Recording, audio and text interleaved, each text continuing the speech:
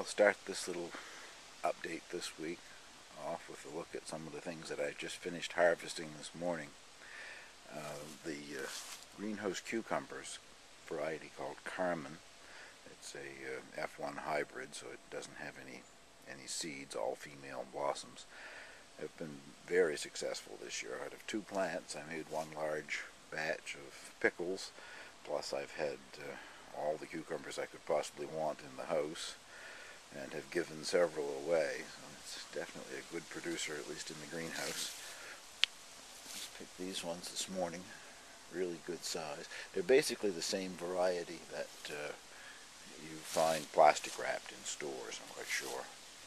And next to that are the black cherry tomatoes, which up until now I haven't thought that I would save any seed for next year, but the more I pick of these and I realize how prolific they've been, and I've already got a large bag of them frozen in the freezer to use in sauces this winter, I think I'm just about to save some seed so that I can grow more of those next year. They're a very wet, sort of watery variety when you cut them open, a lot of liquid inside, but they have a nice flavor, and I don't know why they call them black, because it definitely is not black. It's sort of more of a, I guess I would say, the chocolate color, so perhaps the ones that are on the market called chocolate cherry tomatoes are either the same variety or very closely related.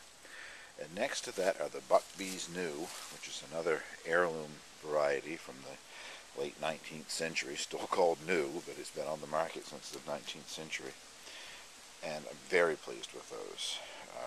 I pruned the plants heavily, so the crop on them wasn't as heavy as it would have been if I just let them grow, but I really think you have to do that here. We have such a short season, but they're all ripening. They're a nice sized tomato.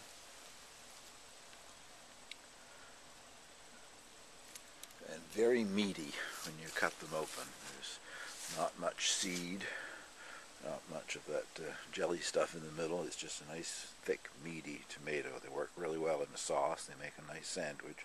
And again, I've frozen a lot of those, so I have already saved their seed.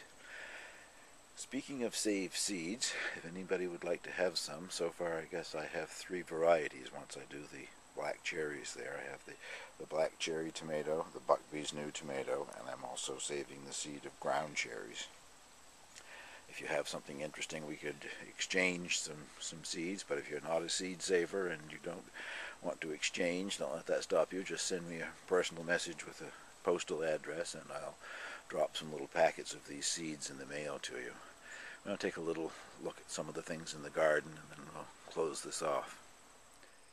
Well, last week I tried to take some footage of the little China red eggplants that are starting to grow, and I ended up with blurry footage. I'm not quite sure why, because I thought I was back far enough, so I'm giving that another try this week. They've gotten a little bit bigger. These are going to have a few to try anyway, I guess. They don't turn out to be a very big thing anyway, but they're the size of a small tomato when they are ripe and ready to pick. I've also found a few starting on the 2 plants in the greenhouse, but if I plant these again, I definitely won't bother to put any in the greenhouse, because they haven't proved to be doing any better in there than they're doing outdoors in the garden, just bigger plants and less fruit. Well, I haven't been too pleased with the rutabagas, but it looks to me like I'm going to get a few anyway. If you can see that one down in there or not. Move that dead leaf. Very small at this stage, at least compared to what you buy in a store, but they will grow here for at least another month and maybe longer. They were a good cold weather crop. Actually, most gardeners around here that grow rutabagas, which we call turnips, don't want to pick them until there have been several hard frosts. They say that the frost makes them sweeter, so I guess I have a chance of getting a few rutabagas for fall. Well, Hurricane Earl didn't do any damage here, and actually did a lot of good. Everything was very dry. The forest fire index was on extreme, and both parks here on the island were prohibiting fires of any kind, even charcoal fires. But we got almost 2 inches of rain out of it, which the garden's going to really benefit from, and so the forest and most of us here, all of us here actually, are on our own private wells, so We like to see a lot of rain before winter arrives so that we know there's enough water in the water table to keep the wells full.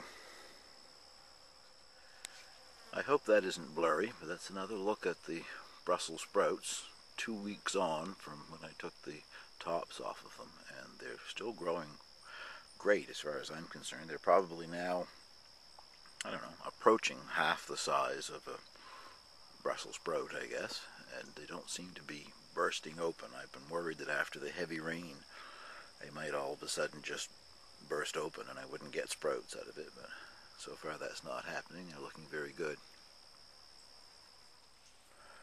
I've been very pleased with the Savoy Cabbage.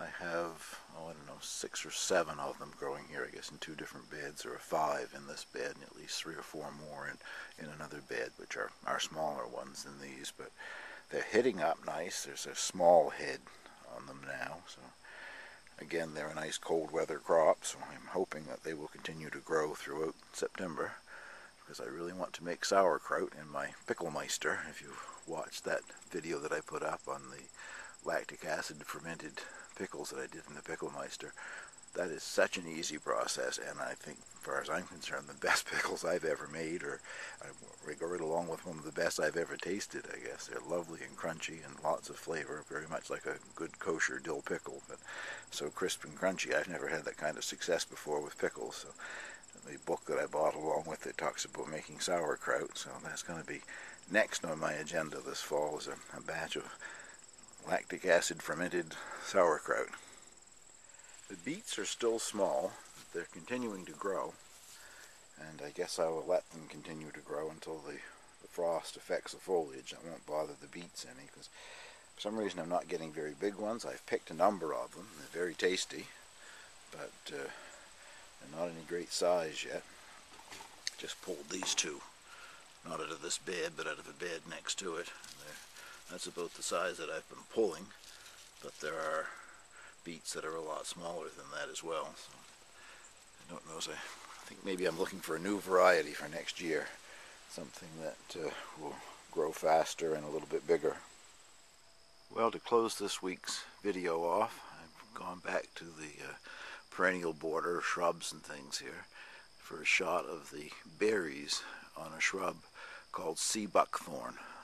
Very well named. It has thorns on it that are probably 4 inches long, almost a lethal thing if you get too close to it. But like a holly plant, it has male and female plants, and of course the fruit's only on the female.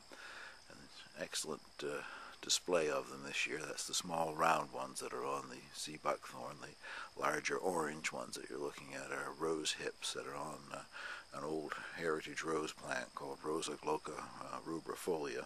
Single pink blossom early in the spring, and then it's covered in the fall with these rose hips that the birds and the squirrels really enjoy. I guess that's it for this week. If you would like to have some seeds, don't forget, just send me a PM with your mailing address and I will drop them in the mail to you as soon as I have everything dried and packaged and ready to go.